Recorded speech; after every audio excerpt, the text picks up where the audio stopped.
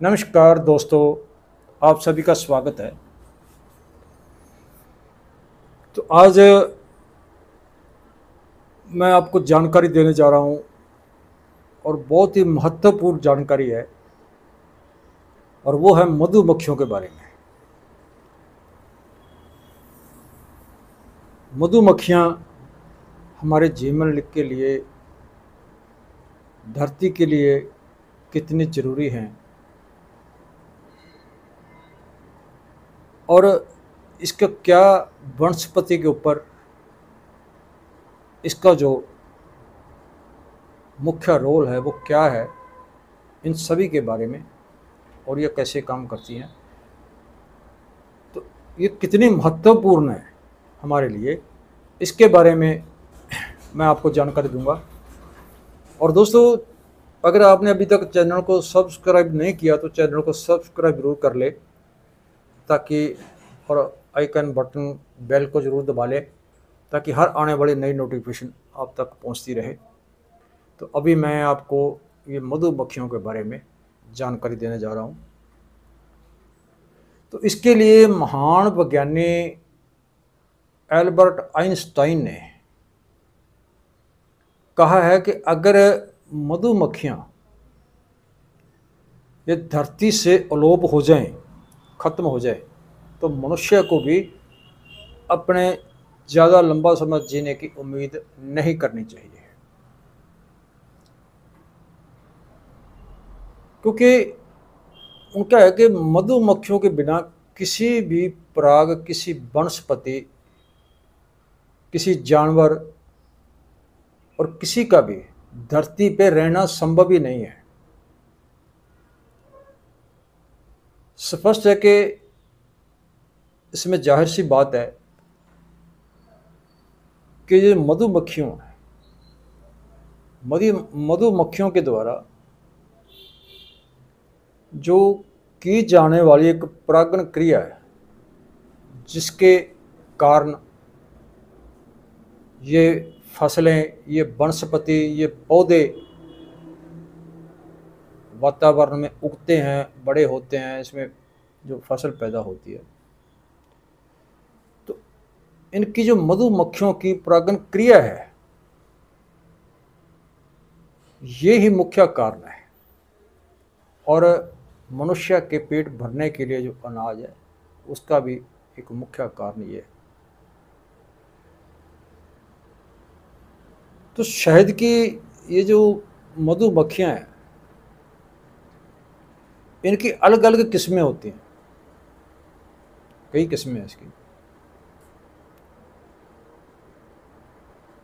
तो ये जो बहुत सारी किस्मों की फसलें हैं, फल हैं, सब्जियां हैं और वनस्पति है, उनको ये परागित करके, उनको उत्पादन करने के लिए, उनको पैदा करने के लिए, इनको बढ़ाने के लिए, इनकी जो कारक हैं, इनकी वो जिम्मेवारी इनकी बनती है, ये अदा करती हैं। तो इस तरह मधुमक्खियाँ जो जंगलों में जो पेड़ पौधे हैं, उसको भी ये परागित करती हैं, और उसके जैव सेल जो है, किसी भी वनस्पति के जैव सेल हैं जो मूषक है, तो उनको बरकरार रखने में, उनको उसी तरह बरकरार रखने में और इस वातावरण को संतुलित बनाए रखने में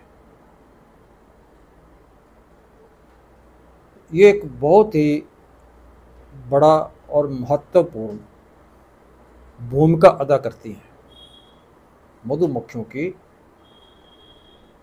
इसमें वनस्पति में जैव सेल पैदा करने और इस कुदरत में एक जो संतुलन बनाए रखने में,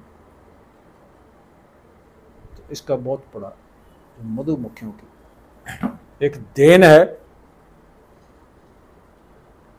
जो इसको एक बहुत ही अहम भूमिका जो है ये अपनी अदा करती है।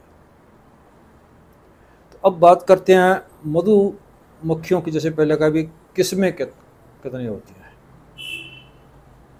तो पहले हम ये बता दें कि मधुमक्खियों का जो छत्ता है जिसमें ये रहती हैं, छत्ते में 20,000 से 80,000 तक मधुमक्खियाँ हो सकती हैं, यानी 20,000 से ज़्यादा ही मधुमक्खियाँ उसमें रहती हैं।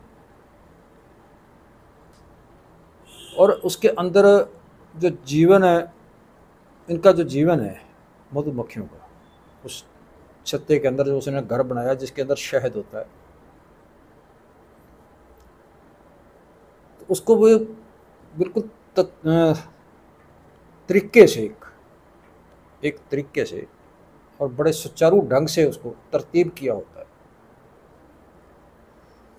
तो मुख्य तौर पे जो मधुमक्खियाँ हैं वो 2 किस्म की होती है,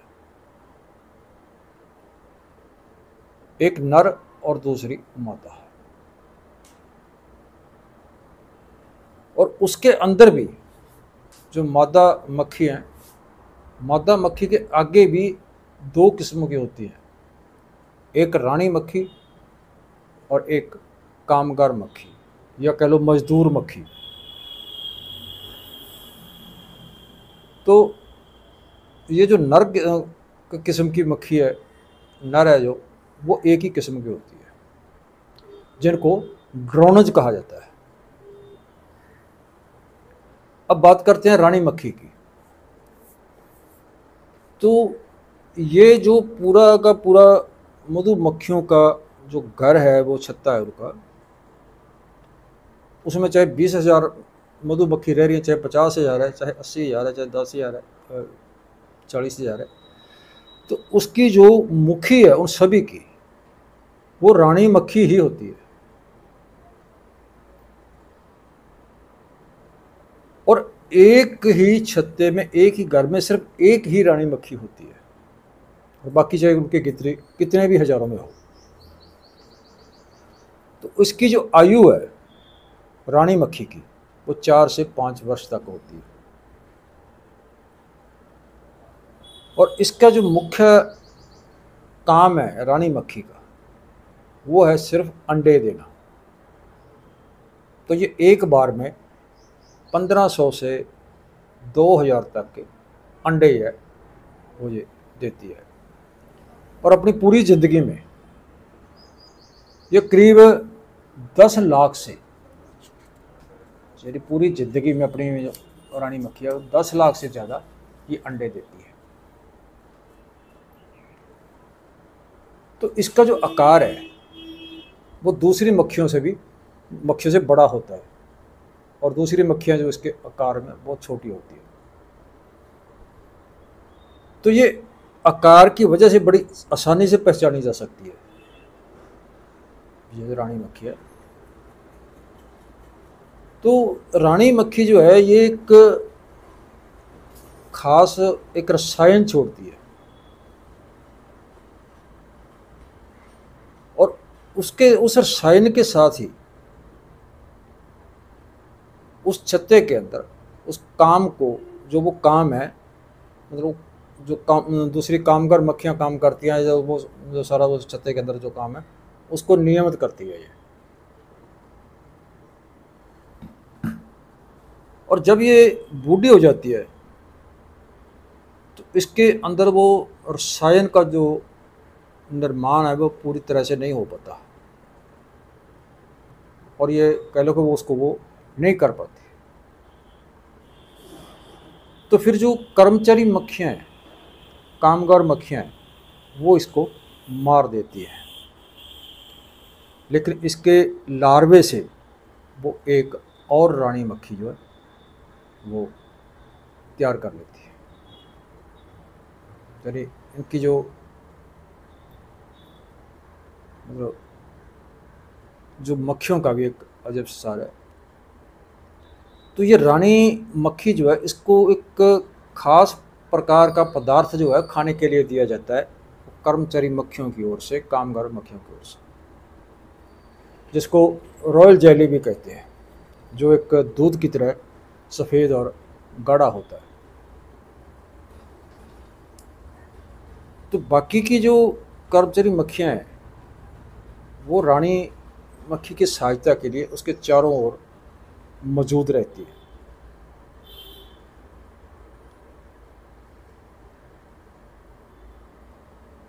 और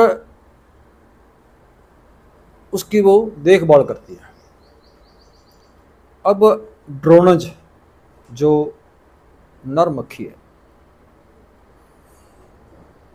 तो ये मधुमक्खी के सबसे ज़्यादा सुस्त साथी होते हैं, सबसे ज़्यादा सुस्त होते हैं। ये दिन भर आपके घर में छत्ते के अंदर ही पे पड़े रहते हैं, ये बहुत कम निकलते हैं। तो इनकी जो ज़िंदगी है वो सिर्फ 24 दिन तक की होती है। नर मक्खी जो है उसकी ज़िंदगी जो है सिर्फ 24 दिन तक होती है। तो इनके डंक नहीं होता, ये डंक नहीं मारती। डंक जो है मादा मक्खी जो है, मादा मक्खी ही डंक मारती है, नर मक्खी डंक नहीं मारती। तो इनका काम सिर्फ रानी मक्खी को अंडे देने में सहायता करना ही होता है, उनकी मदद करना ही होता है। और उस छत्ते के अंदर, मधुमक्खियों के घर के अंदर, इनकी जो गिनती है वो सिर्फ टोटल मधुमक्खियों की गिनती से 15% ही है, या 15% ही होती है। तो अब कामा मक्खियों की बात करते हैं। जैसे कि इनके नाम से स्पष्ट है, कर्मचारी मक्खियाँ, कामा मक्खियाँ, कामगार मक्खियाँ। तो नाम से स्पष्ट है कि इनका जो काम है वो, इनका जो छत्ता है मक्खियों का, उनसे संबंधित जितने भी काम होते हैं वो सारे काम ये कर्मचारी, ये कामगार मक्खियाँ ही करती है। तो ये बहुत दूर तक जाके फूलों में से जो रस जो इकट्ठा करती है, और ये भोजन की तलाश में, उस रस की तलाश में कामगार जो मक्खियाँ हैं वो 14 किलोमीटर तक का सफ़र तय कर लेती हैं, वहाँ तक वो चली जाती है। तो इनकी जो उड़ान भरने की या इनकी स्पीड है, जो गति है, वो 24 किलोमीटर प्रति घंटा की है।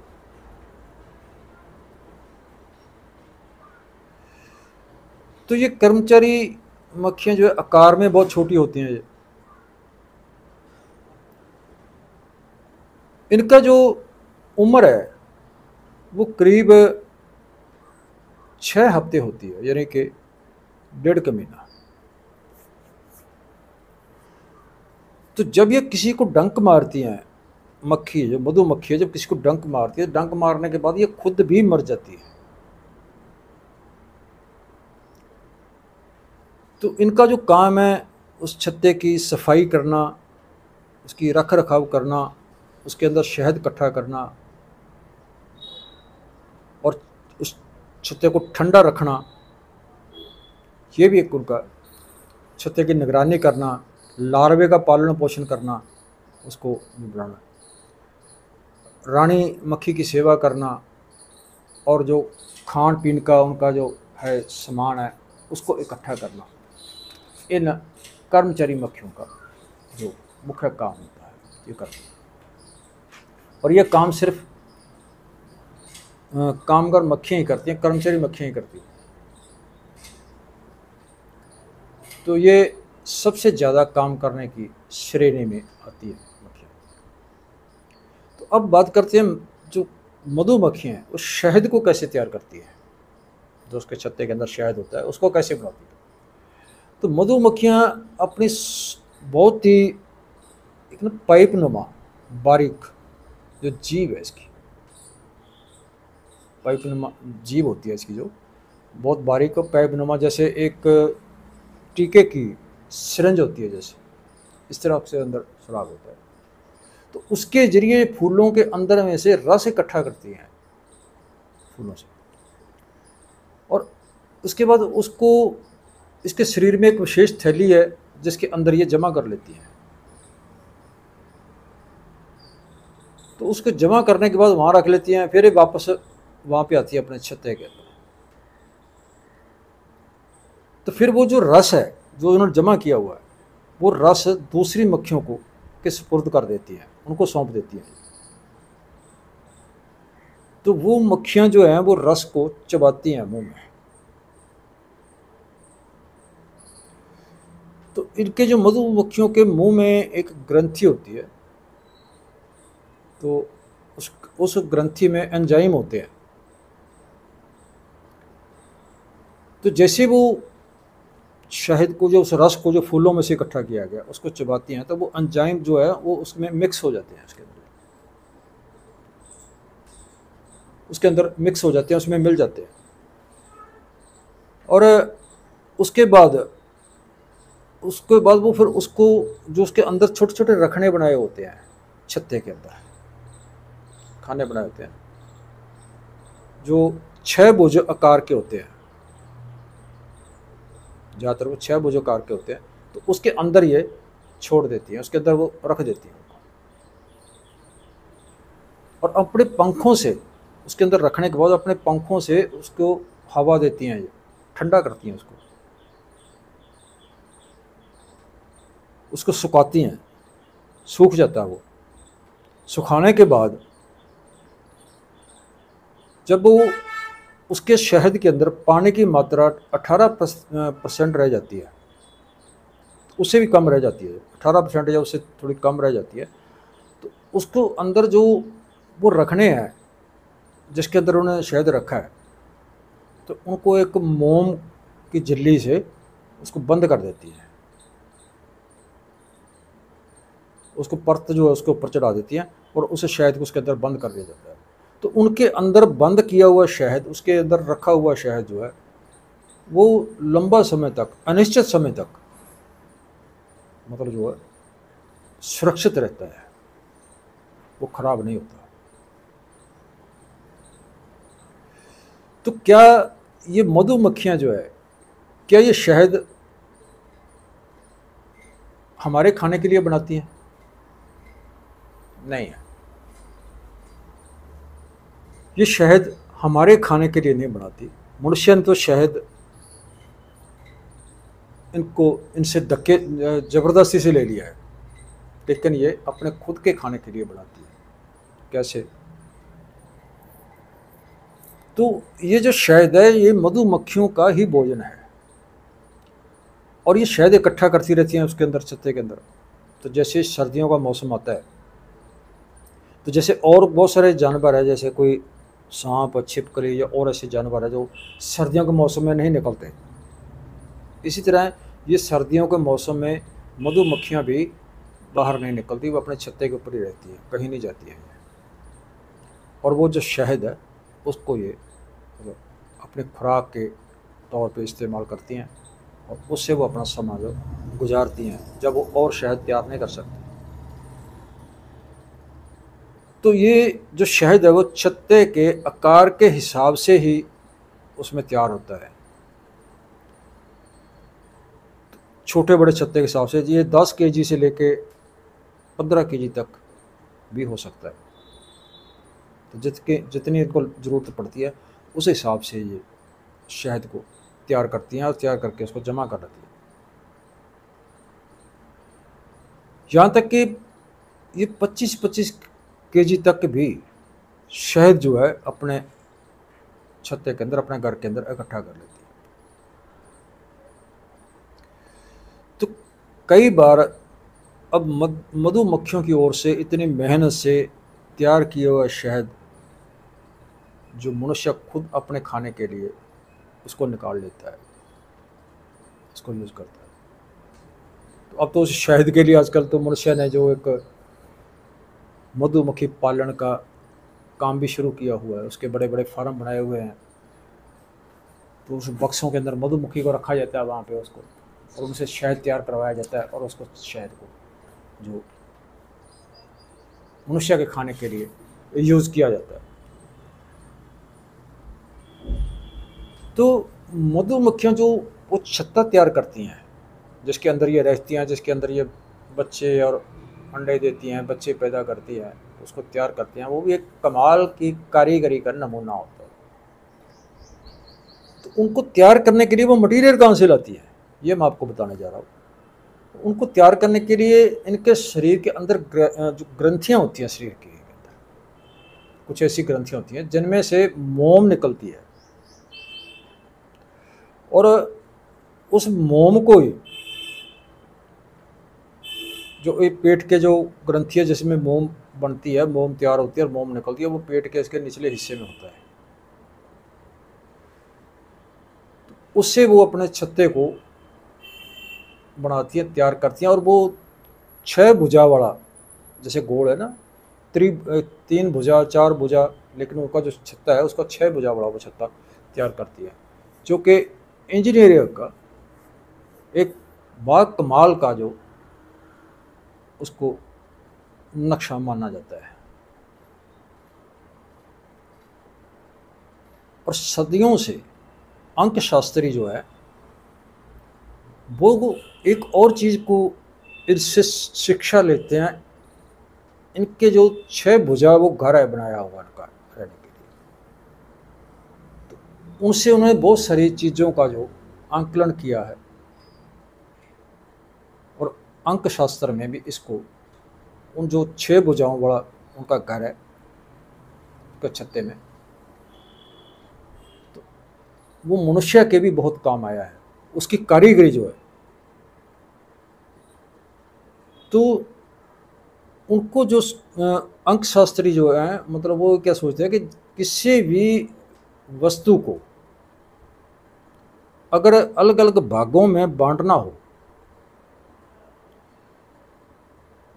तो वो 6 भुजा आकार, एक जैसी लंबाई, एक जैसी चौड़ाई वाले तिकोने या चकोने या किसी और आकार से ज़्यादा बेहतर होता है 6 भुजा वाला आकार।